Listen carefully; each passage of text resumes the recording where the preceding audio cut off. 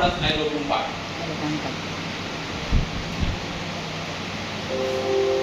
Ia pergi menemui Asa, ayat 24 Pak, bukan ayat 2. Ayat 24. Mohon maaf, 2 Tawarik pasal 15 ayat 4.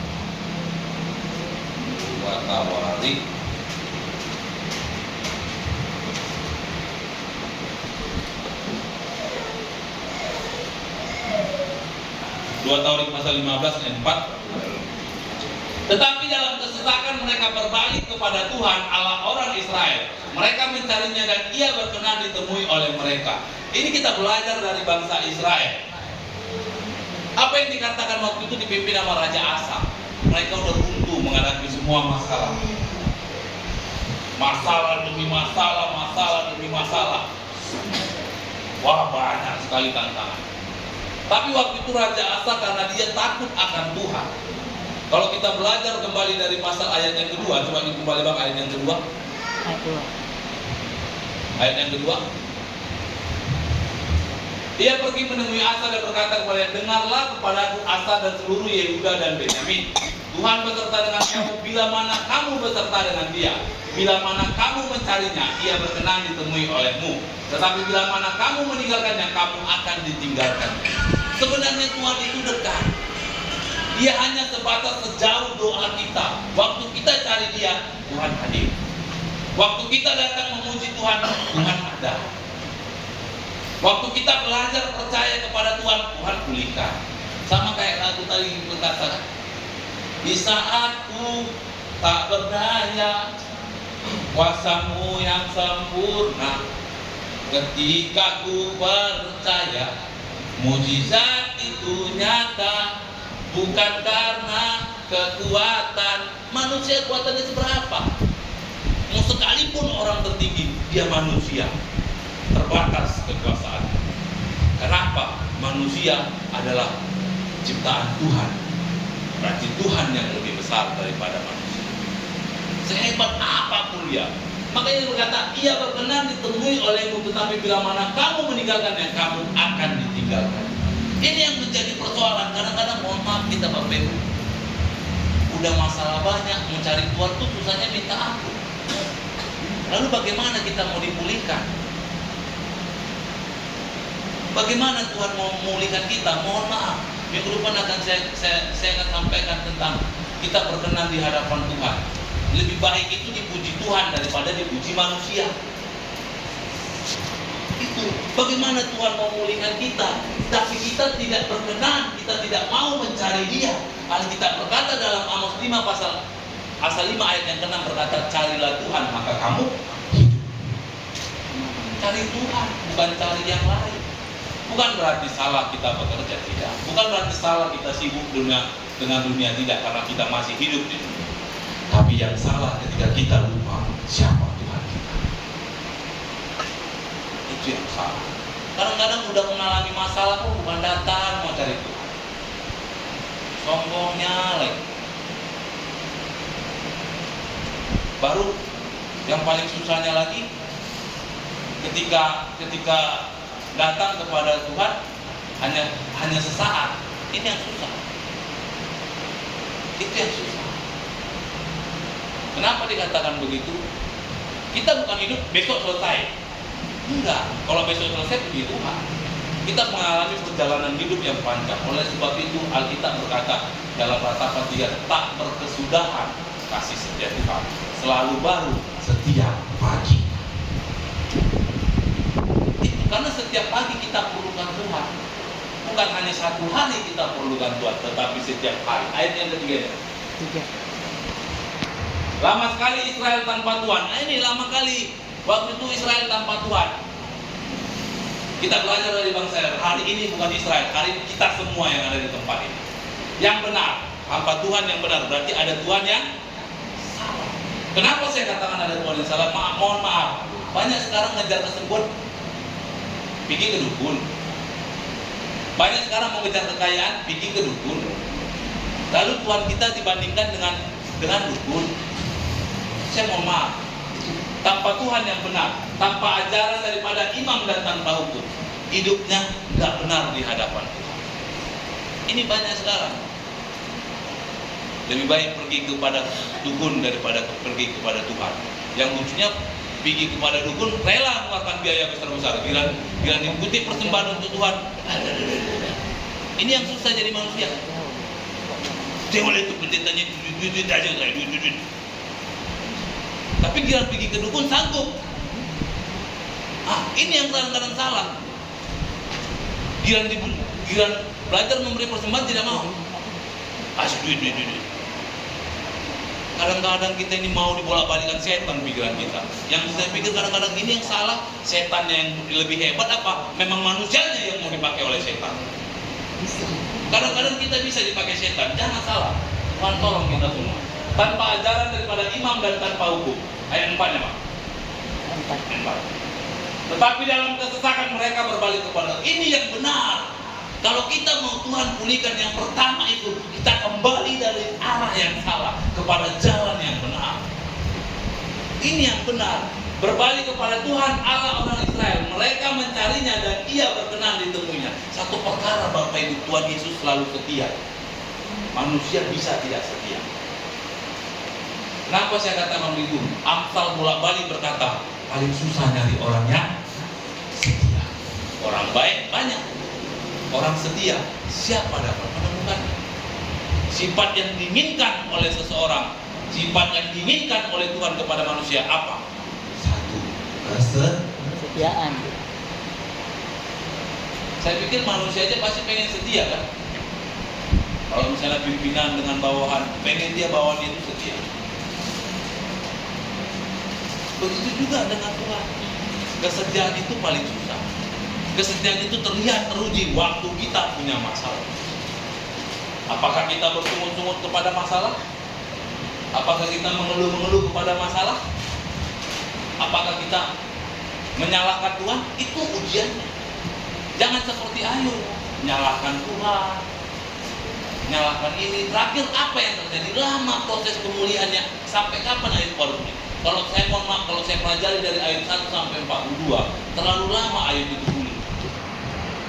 Kenapa Ayub terlalu lama pulih? Karena di Balaam pasal 31 dan 33, dia selalu membenarkan dirinya daripada Tuhan. Sampai ia berkata, Tuhan yang salah. Lama proses pemulihannya. Itulah dosa yang paling lama pulihnya.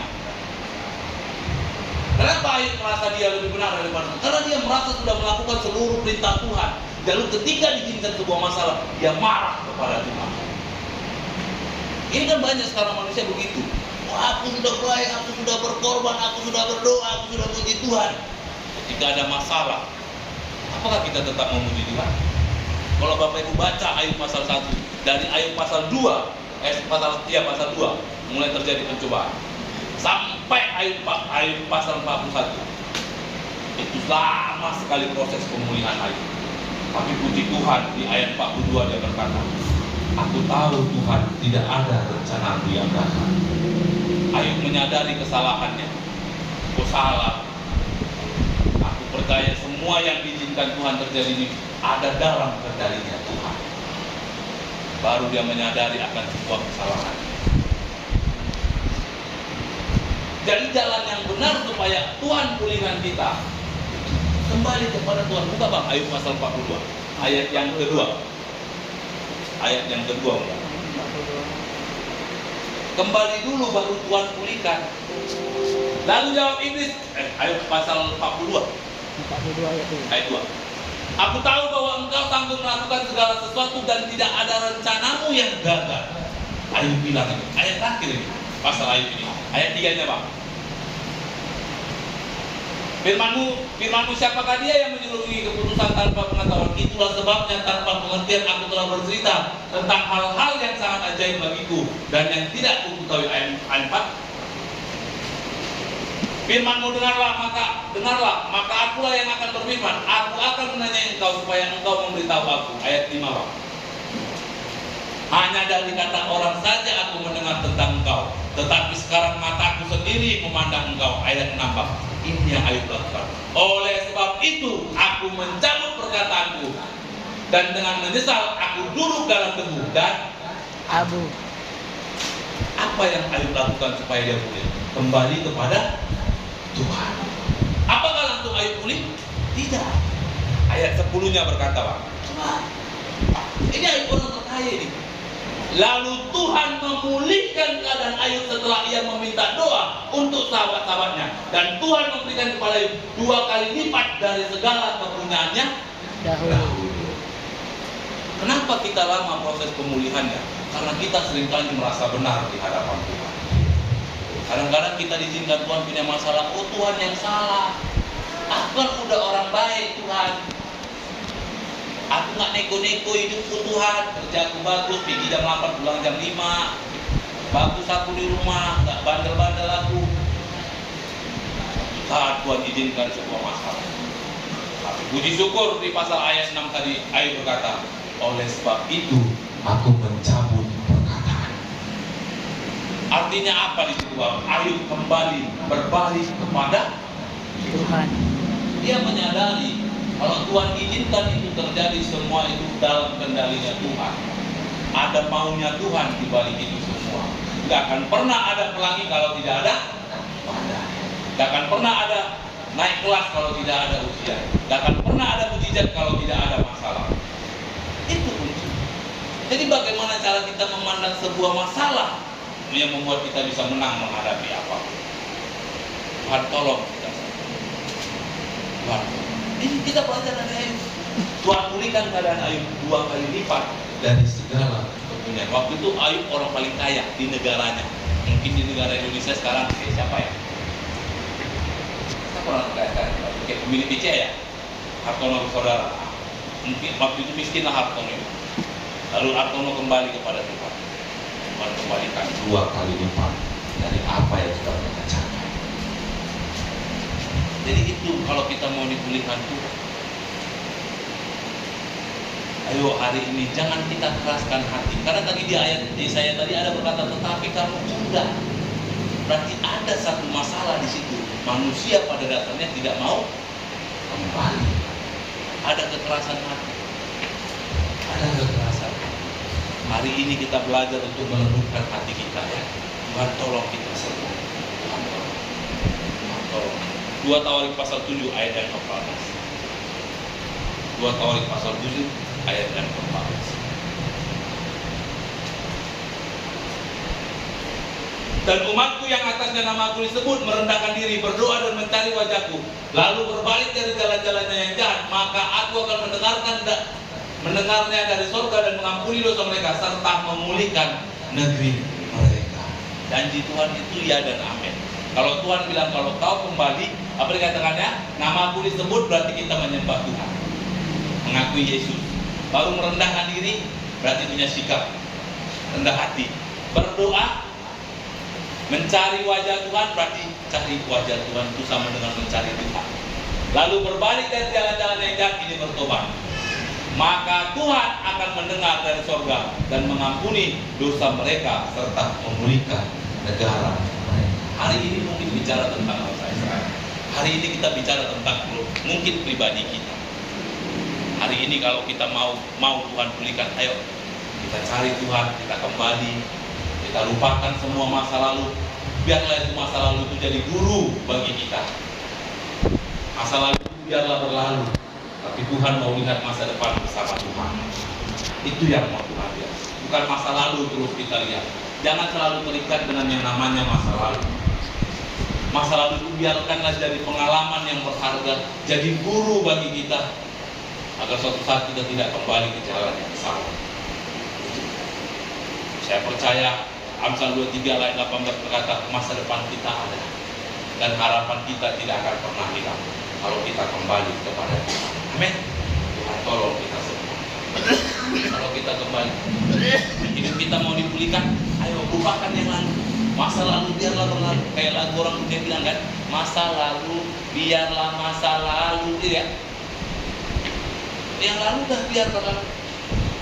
Waktunya kita lihat ke depan. Kita song-song masa depan. Kita perhatikan yang baru. Waktunya bangkit. Kalau bahasa orang dunia bilang move on. Waktunya bangkit.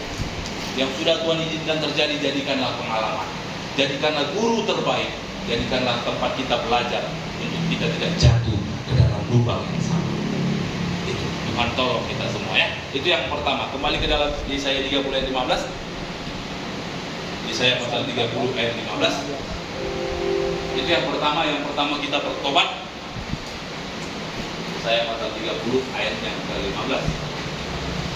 Yang kedua, dan tinggal diam kamu akan diselamatkan. Tinggal diam dan kamu akan diselamatkan. Dalam tinggal tenang dan percaya terletak kekuatan.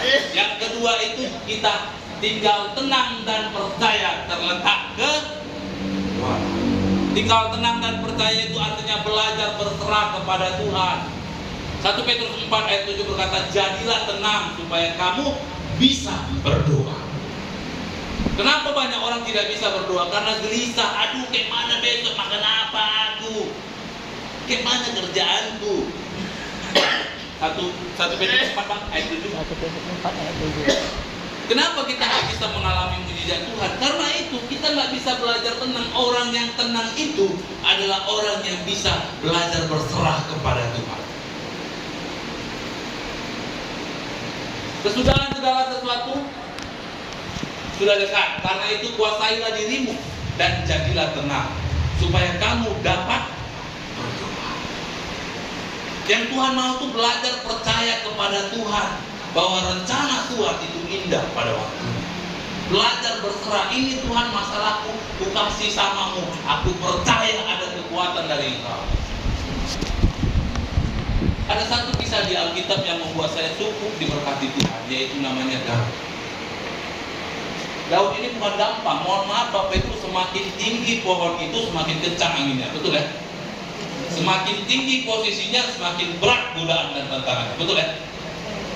Betul ya? Tetapi apa yang Daud lakukan ketika dia dipercaya menjadi raja waktu itu memimpin bangsa Israel? Mazmur 119 ayat 164. 116. Ini yang Daud lakukan. Mazmur 119. Mazmur 119 ayat 164.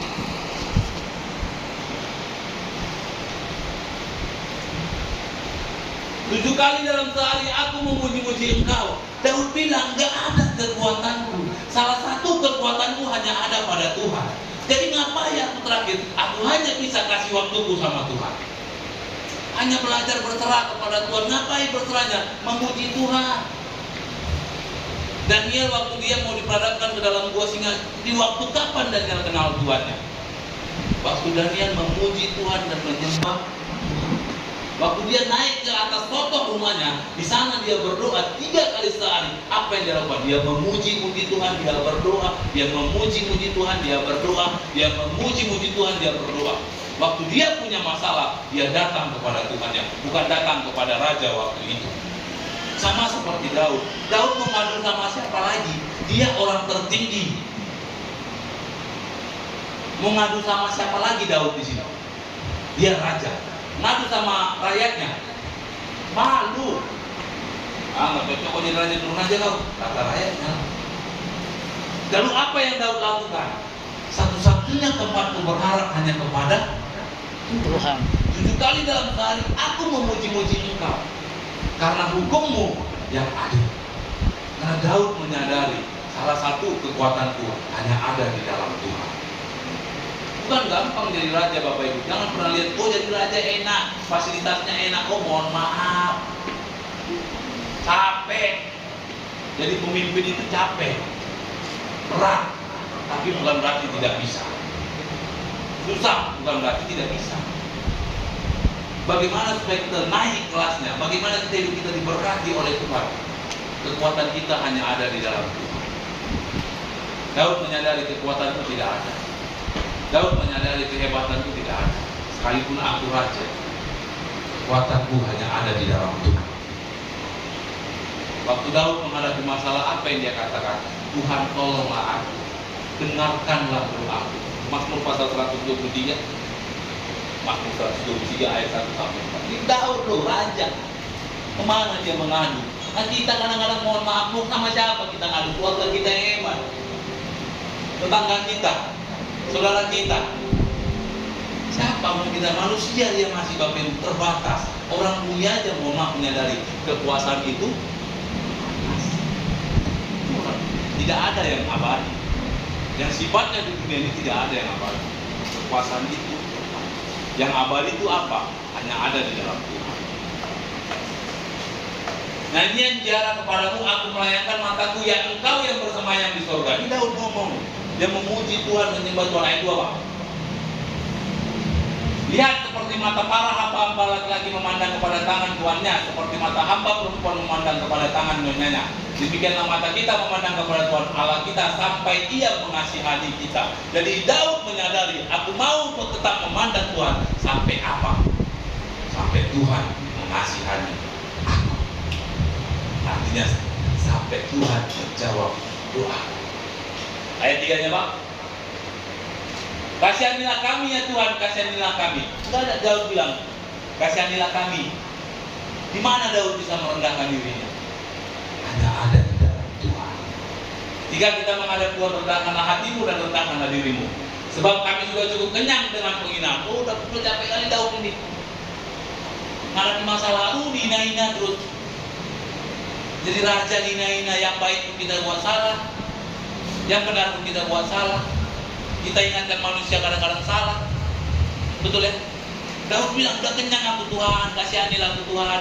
Udah capek kali aku Tuhan, dimaki orang, difitnah orang. Jadi kalau hari ini ada yang memaki kita, memfitnah kita, bersukacitalah engkau. Jangan balas. Kalau kita balas, kita nggak bisa dengan mujizat Tuhan. Kenapa saya katakan begitu? Dalam kitab Petrus dikatakan pembalasan itu milik Tuhan.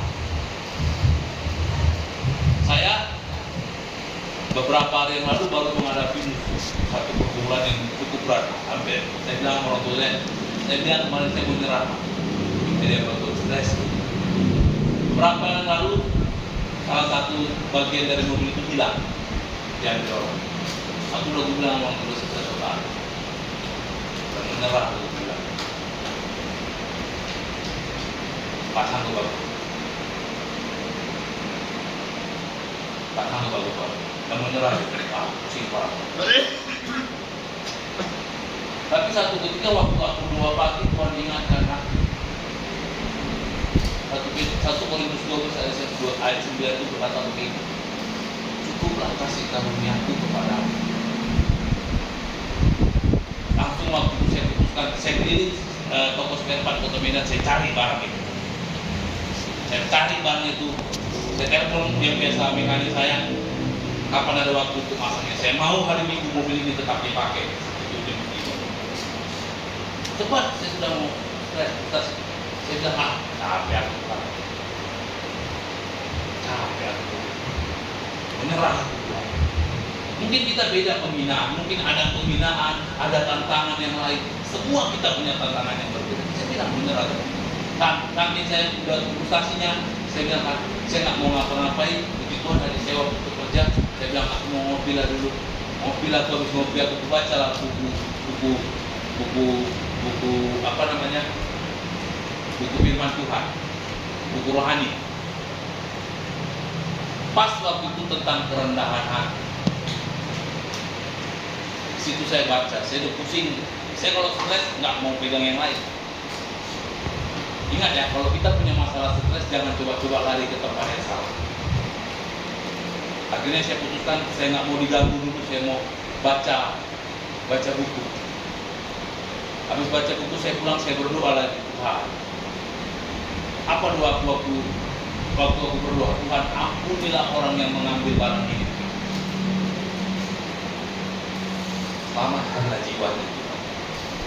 Berkatilah hidup. Walaupun berat kali bibir ini mengucapkan itu, berat sekali. Tapi Alkitab berkata dalam Matius 5 ayat 44, berdoalah bagi mereka yang mengambil. Bagi mereka yang menyakiti kita, berdoalah bagi mereka. Tapi nggak bilang balaskanlah Tuhan, tidak. Selamatkanlah jiwanya. Jadi kalau hari ini kita ada diizinkan Tuhan, kita disakiti sama orang, bersuka cita lagi. Ada momen satu kesempatan kita untuk mendoakan dia. Saya bilang mau doa, udah pusing kepala. Akhirnya aku putuskan, aku duduk cari tempat tenang, sambil ngopi aku baca buku. Tuhan bagaimana? Tuhan bagaimana? Tuhan bagaimana ini? Siap aku baca buku, aku berdoa, tinggalkan Tuhan. Kasih karunia cukup bagi. Oke. Aku cari firman-Nya Tuhan. Kalau info dari mekanik yang berkata waktu itu biayanya sekitar 1.400.000. Secondnya dapat yang second bekas-bekas 600.000. Kenapa kamu bilang dari Tuhan? Aku udah mau berserah ini Tuhan. Janganlah pula yang mahal-mahal Tuhan. Cari keliling. Akhirnya dapatlah di harga 470.000. Wah, itu pun bukan yang second tapi yang baru. Dengan kualitas yang memang tidak nomor 1 tapi nomor 2. Oke, pasang. Besoknya saya telepon mekanik, bang, minta tolong besok paginya. Paginya dia sebelum pergi dia ke bengkel, dia pasang itu. Baru bisa dipergunakan. Wah, udah mau menyerah. Kadang-kadang di titik terendah itulah Tuhan mau menyatakan kuasa. Apakah kita mau menyerah di saat itu? Makanya Ayub bilang kepada istrinya waktu anaknya mati, apa dia bilang? Ayub, Tuhan yang memberi, Tuhan yang mengambil. Terpujilah Tuhan. Semua yang kuterima ini adalah dari Tuhan. Kalau hari ini Tuhan mau ambil, biar dia ambil. Enggak apa-apa, aku siap. Tapi enggak akan pernah dibuka Tuhan. Orang yang berseru kepadanya tidak akan pernah dibiarkan dapat kesempatan. Wah, bagaimana biayanya ini Tuhan? Bergumul. Puji Tuhan, dapat berkat. Bukan hanya dapat berkat, dapat bantuan, dapat lagi parsel. Dan itu seorang apa sih? Bang, THR bang ya, bang. Aku istirahat bang. Udah nggak apa-apa, ambil aja bang. Puji Tuhan, nggak akan pernah dibiarkan orang yang berseru kepada Tuhan mendapat maaf. Nggak. Asal kita mau berseru kepada merendahkan. Udah aku bilang baru dulu. Mama saya datang udah stres aku. Udah stres. Tapi di waktu itulah aku belajar berseru kepada Tuhan. Oh ya, aku punya Tuhan yang besar. Kayak lagu tadi berkata, di saatku tak berdaya, udah gak sanggup lagi, mau ngeliat apapun gak sanggup. Hanya bisa berseru, kuasa-Mu yang sempurna. Makanya dikatakan belajar percaya di dalam tinggal dan tenang terletak kekuatannya. Di mana kita menerima kekuatan? Waktu kita menyembah Tuhan. Disitulah kekuatan kita yang sesungguhnya.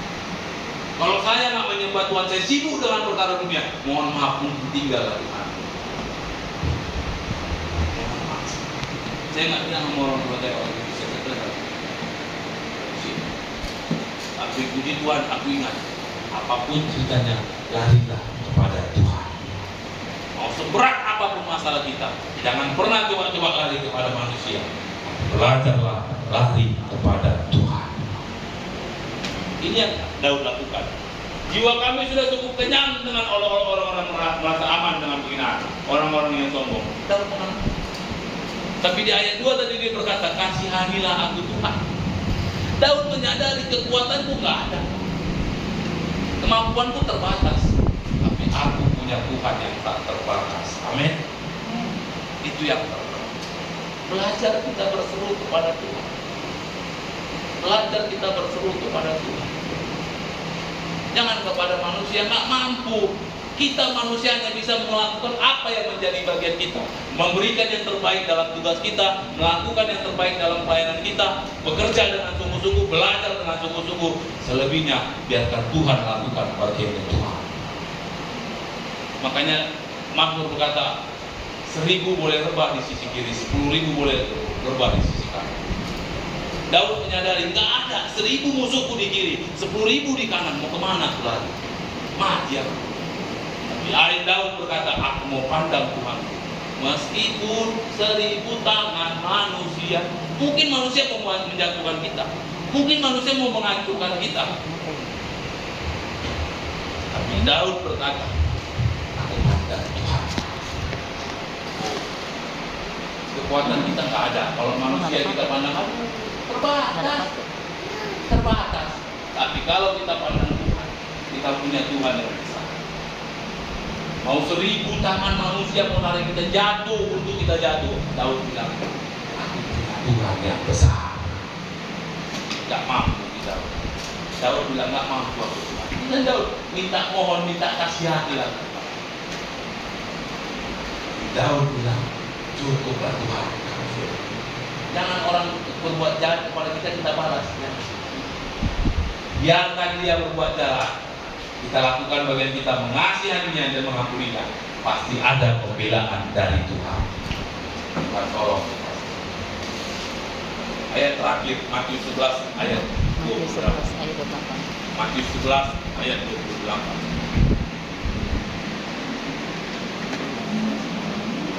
Matius 11 ayat 28. Marilah kepadaku semua yang letih lesu dan beban berat, aku akan memberikan kepadamu segala. Tuhan bilang, ayo datang sama Tuhan. Tolong terima dia. Satu-satunya tempat kita bisa mengadu semua yang letih lesu, semua yang beban berat, datang sama Tuhan. Nggak ada, manusia terbatas. Manusia terbatas. Tapi kalau kita bersukacita lah, kita punya Tuhan yang tak terbatas. Hari ini kita ayo datang sama Tuhan. Tuhan datang sama kita. Kalau kita punya pergumulan kasih sama Tuhan, bilang Tuhan mampukan aku. Mampukan. Ayo jangan ada enggan-enggan. Jangan ada rasa gengsi, jangan ada rasa malu, jangan ada rasa minder. Buang itu semua. Jadi belajarlah berseru kepada Tuhan. Belajar berseru kepada Tuhan. Jangan ada kata kalimat tadi. Saya di Yesaya 30:15 itu saya garis bawahi. Tetapi kamu enggan itu nggak mau saya garis bawahi. Saya nggak mau enggan Tuhan, saya mau hidup saya diberikan oleh Tuhan. Hari ini kita bergumul, kita berdoa. Dan Tuhan pulihkan hidup kita semua. Amin. Tuhan tolong kita semua. Demikian firman Tuhan yang bisa saya sampaikan. Kita datang kepada Tuhan. Ada lagu itu tadi Bang? Nah, terbatas aja.